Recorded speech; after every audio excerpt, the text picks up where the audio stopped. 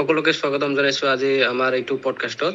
আজি তোমালোকে দেখিবলৈ পাইছা যে আজি আমাৰ এখন ছাত্ৰক লৈ আহিছো, যিজন ছাত্ৰ এইবাৰ হাই ছেকেণ্ডাৰী পৰীক্ষাত 90% পাবলৈ সক্ষম হৈছে আৰু মেট্ৰিক পৰীক্ষাত 2023 চনৰ মেট্ৰিক পৰীক্ষাত 96 পাইছিল। আৰু সেইজন ছাত্ৰ আমাৰ ওচৰৰে হয়, বহুত ভাল ছাত্ৰ হয়। তোমালোকে আজি ছাত্ৰজনৰ পৰা বহুতো ইনস্পিৰেশ্যন পাবা আৰু তোমালোকে আগন্তুক আহিবলৈকে তোমালোকৰ হাই ছেকেণ্ডাৰী আৰু মেট্ৰিক পৰীক্ষাত কেনেকৈ পঢ়িব লাগে তাৰ বিষয়ে তোমালোকে সবিশেষ জানিবলৈ পাবা। সো তোমালোকে ভিডিঅ'টো স্কিপ নকৰাকৈ প্ৰথমৰ পৰা শেষলৈকে চাই যোৱা আৰু যদি চেনেলটো সাবস্ক্ৰাইব কৰা নাই চেনেলটো সাবস্ক্ৰাইব কৰি দিবা। সো প্ৰথমতে তোমাক স্বাগতম জনাইছো ৰকিবুল আজিৰ এই ইন্টাৰভিউত জইন কৰাৰ কাৰণে। সো কেনেকুৱা লাগিছে আজি তোমাৰ ৰিজাল্টটো 4 পাই? ঠিকে ভালে লাগিছে। আশা যেনেকুৱা কৰি আশা কৰিছিলে সেনেকুৱা ৰিজাল্ট হৈছে না তোমাৰ আজি? মোৰ ঠিকে হৈছে, মানে মই ভালে পাইছো। মোৰ এক্সপেক্টেশ্যন সেইটোৱে আছিল, মানে মোৰ 92 ক্ৰছ কৰিবলৈ।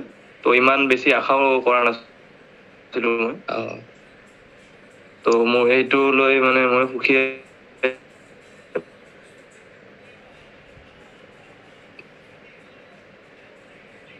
ঠিকে আছে। তুমি হাই ছেকেণ্ডাৰীত কিমান পাৰ্চেণ্ট পালা? মই হাই ছেকেণ্ডাৰীত মাৰ্কছ মই 453 পালো। তো এইটো 90.6 আহে। হয়। আৰু মেট্ৰিকত কিমান পাৰ্চেণ্ট পাইছিলা? মেট্ৰিকত 96%। 96%। আৰু লেটাৰ কিমান তাত পাইছিলা? লেটাৰত সব। ঠিক আছে, ভালে কৰিছা। তোমাৰ হাই ছেকেণ্ডাৰী আৰু মেট্ৰিকত ওভাৰঅল 90% এভাৰেজ আছে। ঠিক আছে, ভালে হৈছে তোমাৰ ৰিজাল্টটো। তাৰপিছত আহো কিছুমান, তুমি কোনটো কলেজত পঢ়িছিলা মানে হাই ছেকেণ্ডাৰী? মই ৰামানুজন জুনিয়ৰ নহয়, এতিয়া ৰামানুজন চিনিয়ৰ ছেকেণ্ডাৰী স্কুল হয় নগদ। ঠিকে আছে। তাৰপিছত মেট্ৰিক কোনটো স্কুলত পঢ়িছিলা? মেট্ৰিক চেণ্ট ছেবাষ্টিয়ান স্কুল মাটিয়া। ঠিক আছে। আৰু মেট্ৰিকৰ সময়ত তুমি কেনেকৈ ধৰণৰ প্ৰিপাৰেশ্যনটো কৰি আছিলা? যিহেতু আমাৰ ভিউৱাৰ মেট্ৰিকৰ ছাত্ৰ ছাত্ৰীও আছে, বহু ছাত্ৰ ছাত্ৰী। সো ইহঁতক তুমি কেনেকৈ বাৰ্তা দিবা যে মেট্ৰিকৰ সময়ত কেনেকৈ মানে পঢ়িব লাগে আৰু কোনখিনি বস্তু এভইড কৰিব লাগে যাতে তেওঁলোকৰ ৰিজাল্টটো 80% বা 90% তোমাৰ নিচিনা হয়? সো তুমি কি ক'বা?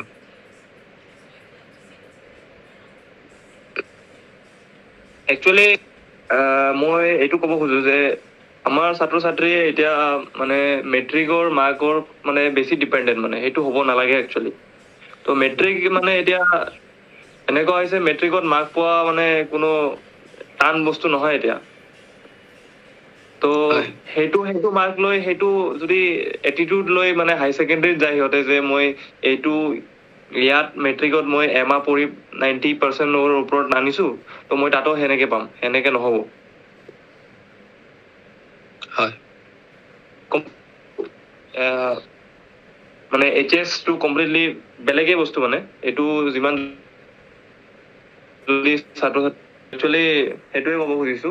তো মেট্ৰিকত ছাপ'জ ষ্টুডেণ্টহঁতে যিমানে পাওক, মানে মই এনেকুৱা ষ্টুডেণ্ট দেখিছো ৰামানুজনত যিটোৱে মানে 96%, 97% লৈ গৈছে ৰামানুজনত, কিন্তু তাত অৱস্থা বেয়া। আচ্ছা, ঠিকে আছে। কেনেকুৱা ধৰণৰ মানে প্ৰিপাৰেশ্যনটো কৰিলে মানে তোমাৰ নিচিনা ৰিজাল্টটো মানে মেট্ৰিকত মানে এক্সপেক্ট কৰা যায়? মানে কেনেকুৱা ধৰণে মানে তুমি কৰিছিলা মেট্ৰিকৰ সময়ত? মেট্ৰিকত মানে মোৰ মেট্ৰিকত বহুত ভুল হৈছে। আজিও মই গম পাইছো যে বহুত মানুহে মানে বহুত ছাত্ৰ ছাত্ৰীহঁতে ভুল কৰি আছে এতিয়া। মানে সিহঁতে চব বস্তু, মোৰো ভুল হৈছে এইটো। মেট্ৰিকৰ সময়ত চবে মানে মুখস্থৰ ওপৰত ডিপেণ্ডেণ্ট হয়। সেইটো হ'ব নালাগে একচুৱেলি। মুখস্থ কৰিব লাগে, হয় মুখস্থ লাগিব, মেট্ৰিকলৈকে মুখস্থ লাগিব অলপ, কিন্তু সেইটোৰ লগতে কনচেপ্টটো লাগিব বহুত। কনচেপ্ট নহ'লে নহ'ব আৰু, মানে কনচেপ্টটো লাগিবই। HS টো কমপ্লিটলি মানে আপোনাৰ কনচেপ্টৰ ওপৰত। তো সেইটো আপোনালোকে যদি ভাবিছে যে মই মেট্ৰিকৰ নিচিনা মুখস্থ কৰি মই ইয়াতো ফালি দিম, এইটো নহ'ব। বায়'লজি ফালিব পাৰিব, কিন্তু ফিজিক্স কেমেষ্ট্ৰিত আপুনি নোৱাৰিব। হয়তো কাৰণ ফিজিক্সত আপোনাৰ কম্পিটিটিভ কুৱেশ্যন আহে, মানে আপোনাৰ একচুৱেলি কনচেপ্ট থাকিব লাগিব, নিউমেৰিকেল আহে।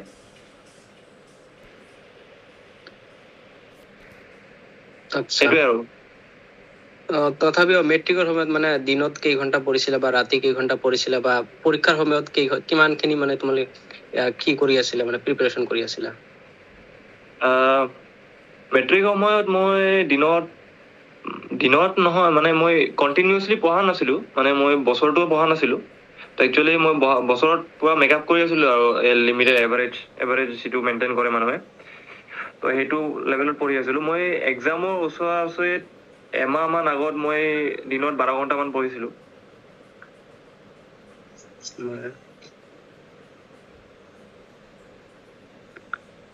ঠিকে আছে। ঠিক আছে, তোমাৰ মেট্ৰিক জাৰ্নিটো আমি শুনিলো। এতিয়া তুমি হাই ছেকেণ্ডাৰীৰ বিষয়ে কোৱাচোন। হাই ছেকেণ্ডাৰী ৰামানুজম যিহেতু অসমৰ আগশাৰী এটা college, Ramanujam junior secondary high school, চ' এইটোত তুমিতো পঢ়িছিলা, তাতে মানে কেনেকুৱা ধৰণৰ তোমালোকৰ প্ৰিপাৰেচনটো কৰা, যাতে অসমৰ আটাইতকৈ মানে বেলেগ কলেজতকৈ যে তোমালোকৰ ৰিজাল্টটো বেছি ভাল হয়, মানে কেনেকুৱা ধৰণৰ মানে তাতে ষ্টাডিটো মানে তোমালোকৰ চলি থাকে, এইটোৰ বিষয়ে অলপ কোৱাচোন। একচুৱেলি ৰামানুজন কলেজত মানে কি হয়, ৰামানুজন কলেজত আপোনাৰ মানে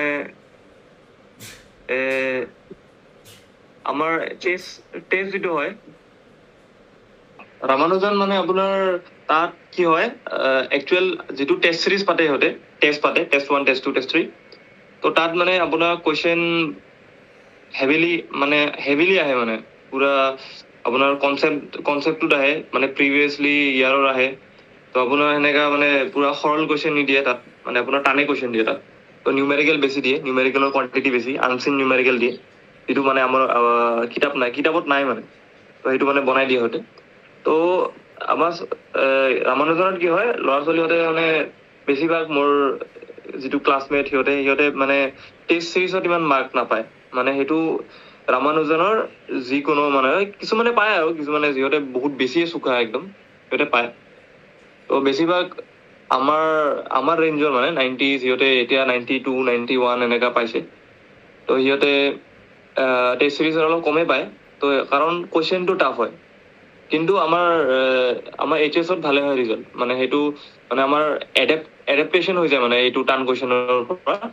তো আমি টান কুৱেশ্যন সলভ কি মানে সেনেকুৱা কুৱেশ্যন আহে, সেনেকুৱা লেভেলৰ কুৱেশ্যন আহে। তো যেতিয়া আমাৰ প্ৰিপাৰেশ্যনটো অট'মেটিকলি বাঢ়ি যায়, যে এইটো টপিকৰ পৰা কুৱেশ্যন আহিব পাৰে, আমি কোনো এটা টপিক এৰিব নোৱাৰোঁ, তো সেনেকা এটা ফিলিং আহি যায়। তো সেইটো কাৰণে আমাৰ এইচএছৰ ৰিজাল্ট ভালে হয় প্ৰায় ৰামানুজনৰ পৰা। তোমালোকৰতো তাতে মোবাইল কোনো ধৰণৰ এলাও নাই না? মোবাইল এলাও নাই।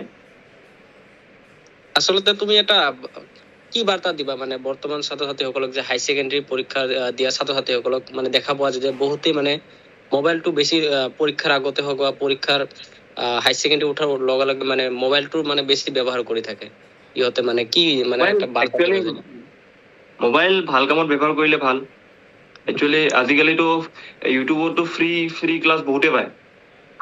তো তাৰ পৰা আপোনাৰ যদি ক্লাছত সমস্যা হৈছে, প্ৰব্লেম বুজি পোৱা নাই, অনলাইনত খুব ভালকে বুজিব পাৰি।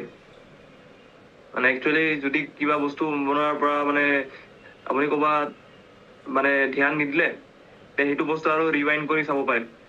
সেইটো মানে এডভান্টেজ অনলাইন ক্লাছৰ কৰি। তো কিন্তু অনলাইন ক্লাছৰ এটাই সমস্যা কি ষ্টুডেণ্টৰ কনচিষ্টেঞ্চি নাই, মানে একেধাৰে চাব নোৱাৰে অনলাইন ক্লাছটো। মানে সিহঁতে ওৱান শ্বট দিয়ে, বেছিভাগ ওৱান শ্বট দিয়ে, টপিক ৱাইজ দিয়ে। তো সিহঁতৰ লেকচাৰটো 5-6 আৱাৰ 10 আৱাৰ্ছলৈকে যায়। তো সেইটো চাবলৈ অলপমান দিগদাৰ হয় বাৰু। আচ্ছা, মানে অনলাইন ক্লাছ কৰিও মানে অলপমান ৰিজাল্টটো ভাল কৰা যায়, হয় না? অনলাইন ক্লাছ কৰি যায়। দুটা মাধ্যমতে যদি ভাল কামত ব্যৱহাৰ কৰা যায়, ঠিক আছে না, হয়নে? ভাল কামত ব্যৱহাৰ কৰিলে হয় আৰু। এতিয়াতো তোমাৰ ৰিজাল্টটো ভাল হ'ল আৰু তোমাৰ ওভাৰঅলটো চব গোটেইখিনি ভাল আছে, ঠিকে আছে। ঠিকে তুমি কৈ আছিলা, যিখিনি ক'লা ভালে ক'লা। ত' এতিয়া তোমাৰ ফিউচাৰ প্লেন কি আছে? তুমি ফিউচাৰত কি প্লেন কৰিবা? মই নিট প্ৰিপাৰেশ্যন কৰি আছো প্ৰায়, মানে এতিয়া এই বছৰটো কিবা হয়। তুমি নিট দিবা? মই নিট দিম। যিহেতু মানে হাই ছেকেণ্ডেৰী পাছ কৰাৰ পিছতে চায়েন্সৰ বাবে নিট বা জেই আছে আৰু বেলেগ বেলেগ আছে, সেইবিলাক চ'চ নকৰি তুমি অকল নিট দিব খুজিছা, ডক্তৰ হ'ব খুজিছা, কিয় মানে তোমাৰ এমটো মানে কি কোৱাচোন অলপমান। মোৰ এমটো সেইটোৱে, মানে নিটটো দি পেলাই মই চৰকাৰী চিটটো ল'ব বিচাৰিছো আৰু নিটৰ, মানে ডক্তৰ হোৱাৰ মন মোৰ। আৰু ডক্তৰ হৈ মানুহক কেনেকৈ মানে সেৱা কৰিবা তুমি, মানে আগন্তুক দিনবোৰত গৰীব দুখীয়া মানুহক কেনেকৈ চিকিৎসা কৰিবা? সেইটোৱে আৰু এতিয়া আমি উন্নতিৰ ফালে চাব লাগে আৰু এতিয়া ডক্তৰ হৈ কিবা এটা উন্নতি কৰিলে ভাল আৰু গৰীব দুখীয়া মানুহৰ প্ৰতি অলপমান সকাহ দেখাবা না।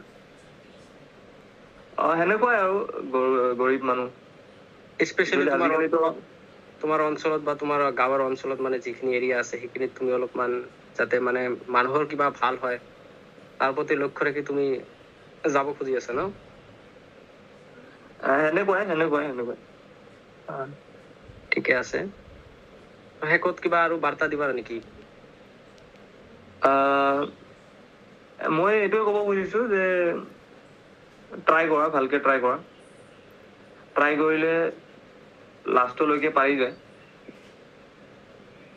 ত' অল দ্য বেষ্ট, ট্ৰাই কৰা, সেইটোৱে।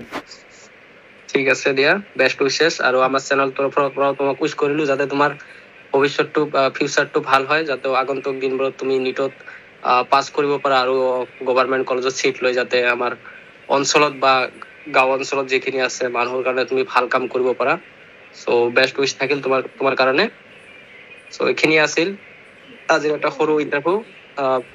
ভিউৱাৰ্ছ সকল, তোমালোকে যদি ভাল লাগে চেনেলটো ছাবস্ক্ৰাইব কৰি দিবা আৰু লগতে শ্বেয়াৰ কৰি দিবা, যাতে প্ৰতিজন ছাত্ৰ ছাত্ৰী, গাঁও অঞ্চলৰ প্ৰতিজন ছাত্ৰ ছাত্ৰীয়ে যাতে গম পায় যে কেনেকৈ পঢ়িব লাগে, হাই ছেকেণ্ডেৰী পৰীক্ষা হওক বা মেট্ৰিক পৰীক্ষাৰ আগতে কেনেকৈ পঢ়ি সিহঁতে 90% ওপৰলৈ মানে পাৰ্চেণ্টটো পাব পাৰে।